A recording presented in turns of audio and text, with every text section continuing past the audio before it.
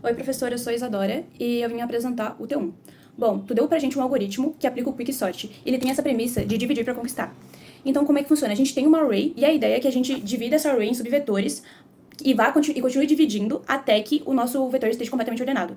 Então, como funciona? A gente tem a parte iterativa, que é a parte onde a gente vai varrer, onde a função vai varrer esse vetor. E, bom, ela vai comparar o nosso pivô, que é o último elemento, com os outros elementos e vai posicionar esse nosso pivô num lugar onde tenha na esquerda os menores que ele e na direita os maiores que ele. Então a gente separou ele em dois subvetores.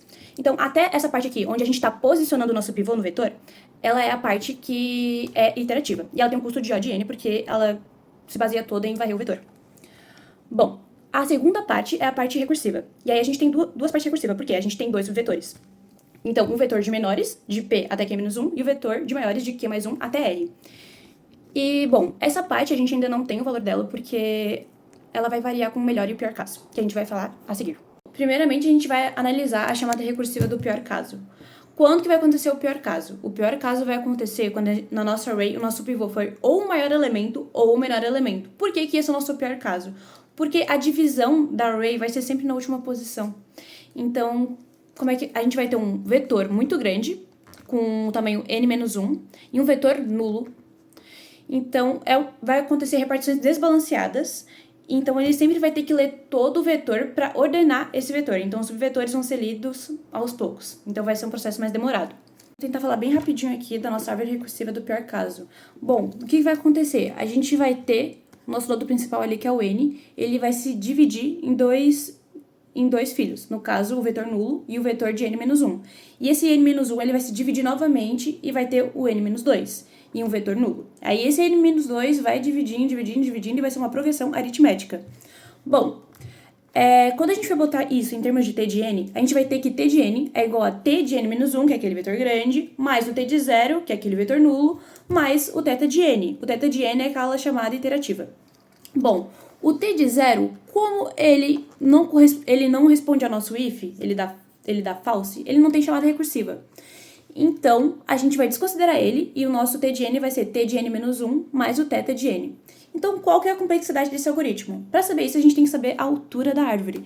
E, bom, a altura da árvore é i. E ele só vai finalizar quando ele chegar lá em 1. Quando n menos i for igual a 1. Então, o nosso i vai ser igual a n menos 1. Falando agora do limite superior para o pior caso, ele seria um somatório que iria de i equivalente a 0, que é o nível inicial, até o n-1, que é o tamanho final da nossa árvore. Isso tudo multiplicado por n-1, porque ele vai descendo e vai regredindo sempre um valor, sempre o valor unitário. E aí, isso daqui nos dá um APA, que é a progressão aritmética, e a fórmula da progressão aritmética é n² mais n dividido por 2. Então, a gente iria considerar só o valor de n², que é o valor de maior grau, e nosso limite assintótico se dá por O de n². Bom, agora a gente vai falar sobre a recursividade no melhor caso. Quando que isso vai acontecer? Isso vai acontecer quando o nosso pivô for o elemento médio. Então, por que esse é o melhor caso? Porque se ele for o elemento médio, quando for acontecer a análise do vetor, ele vai botar o nosso elemento médio lá no centro do vetor.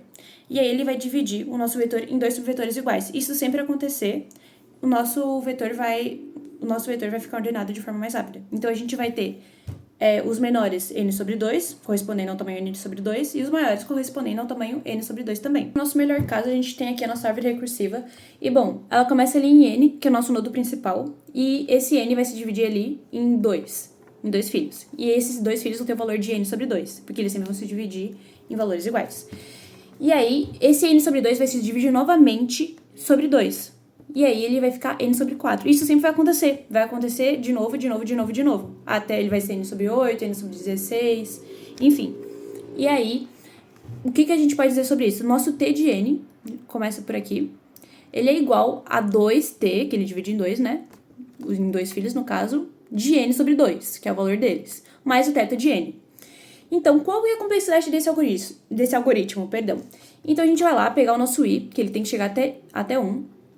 Então, aqui a gente tem que n, que é a nossa instrução, sobre 2 elevado a i, porque ele sempre vai dividir por i, e aí ele tem que exponenciar, vai ser igual a 1. Então, continuando isso, a gente vai ter que 2 elevado a i é igual a n. Então, a gente vai aplicar o log dos dois lados e a gente vai ter que i é igual a log de 2n. E agora a gente vai para o custo total. Qual que é o nosso limite assintótico superior das instruções? Qual que é o máximo de instruções assim que eu vou ter?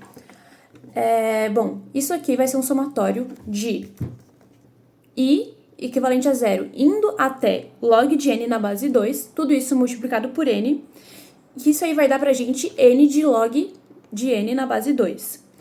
Então, o nosso limite assintótico superior vai ser n vezes log de n na base 2. O que isso significa? Significa que cada linha da nossa árvore, cada nível, ele tem um valor de n instruções.